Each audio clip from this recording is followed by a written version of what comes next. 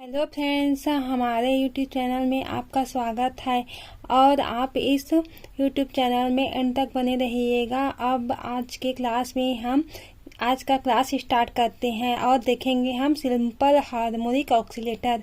तो देखेंगे कि ऑक्सीलेशन, अब स्टार्ट करते हैं। ऑक्सीलेशन क्या होता है?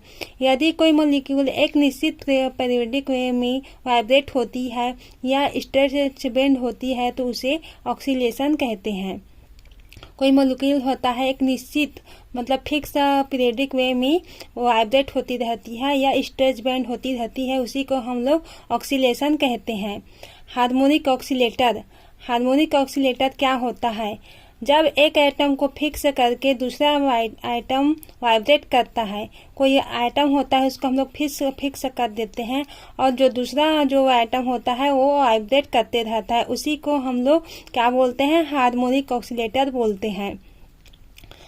एनर्जी ऑफ वाइब्रेशन मोशन, ये है इसका formula. Energy vibration equal V + 1/2 H और ये है इंटू का पॉइंट और वो है ओमेगा जूल। ये इसका फॉर्मूला होता है। V means vibration quantum number होता है। अब देखेंगे जूल कन्वर्ट टू फ्रीक्वेंसी। अब हम लोग जूल को कन्वर्ट करेंगे किसमें? फ्रीक्वेंसी में। तो आइए कन्वर्ट करते हैं। ई वाइब्रेशन जो होता है उसे हम इस फॉर्मूला को यहाँ पर से लिखेंगे और इसको हम लोग जूल में कन्वर्ट करेंगे। जूल को कन्वर्ट करेंगे इसमें फ्रीक्वेंसी में, तो V + 1/2 H और इंटू ω/HC, जबकि V बार मीन्स होता है E/HC। तो इसी को हम लोग लिए हैं। कहाँ पर लिए हैं? इसमें पुट किए हैं। अब उसको देखते हैं। ई वाइब्रेशन इक्वल V + 1/2 HC और ओमेगा, ये दोनों है तो H और H यहाँ से कट जाएगा और ω/C यहाँ पर से आ जाएगा। तो V ई वाइब्रेशन इक्वल टू होता है ω/C इक्वल टू ω/बार। तो ω/C ω/बार होता है, तो इसको हम यहाँ से पुट करेंगे। तो पुट करेंगे तो क्या आएगा? ई वाइब्रेशन इक्वल टू V + 1/2 और V ω/C के बदले में हम लोग ω/बार को लिखेंगे, तो ये जूल से कन्वर्ट हो जाएगा सेंटीमीटर में। ये एनर्जी का फॉर्मूला होता है। अब इसका आगे का पॉइंट हम लोग देखेंगे और इसका एनर्जी डायग्राम भी हम लोग बनाएंगे। तो आइए देखते हैं। इसी फार्मूला के जगह में हम लोग यहाँ पर V के जगह में हम लोग 0 रखेंगे, 1 रखेंगे, 2 रखेंगे, 3 रखेंगे। तो इस प्रकार हम लोगों का एनर्जी डायग्राम आएगा। तो आइए अब एनर्जी डायग्राम बनाते हैं। इसका एनर्जी डायग्राम कैसे बनता है? तो अब स्टार्ट करते हैं यहाँ से। V = 0 रखेंगे तो जो फार्मूला था उसी को E = 0 + 1/2 ओमेगा, तो यहाँ से 1/2 ओमेगा इक्वल टू 1/2 ω/बार आएगा। और यहाँ से V = 1 रखेंगे तो E1 = V के जगह में हम लोग 1 रखेंगे प्लस 1/2 ओमेगा। तो यहाँ पर से ये 2 और एक 1 ये प्लस होकर के 3 आ जाएगा, यहाँ से 3/2 ω/बार। और V = E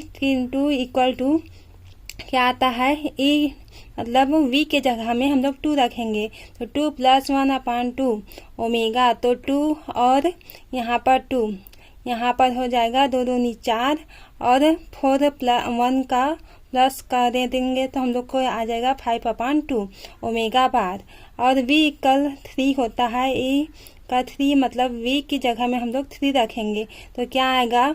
3 × 2 तो होता है 3 × 2 6 और 6 + 1 तो क्या आ जाएगा? 7/2। तो हम लोगों का ओमेगा आ जाएगा ω/बार। ω/बार क्या होता है? Angular frequency. अब इसको हम लोग एनर्जी डायग्राम में कैसे जमाते हैं उसको देखेंगे। ये है इसका डायग्राम, एनर्जी डायग्राम।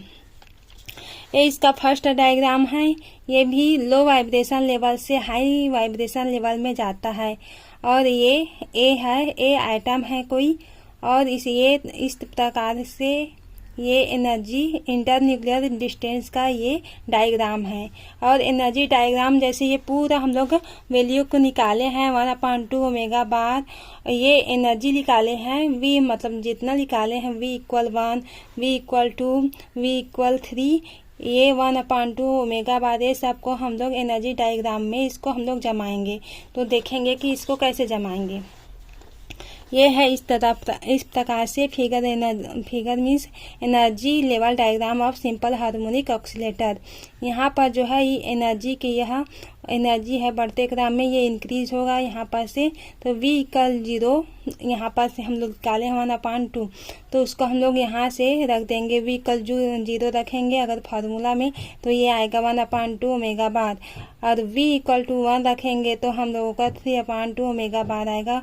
ठीक उसी प्रकार V=2 रखेंगे तो हम लोगों का 5/2 ओमेगा बार आएगा। इस तरह से हम लोगों का एनर्जी डायग्राम रेडी होता है। तो आज के इस क्लास में हम लोगों का सिंपल हार्मोनिक ऑक्सीलेटर का यह टॉपिक ख़त्म हुआ। तो इस तरह से अब हेलो फ्रेंड्स, अगर मेरे चैनल में यूट्यूब में आप पहली बार आए हैं तो सब्सक्राइब करें, शेयर करें, और इसी तरह वीडियो पाने के लिए हम नोटिफिकेशन का जो आइकॉन है उसको क्लिक करें। धन्यवाद।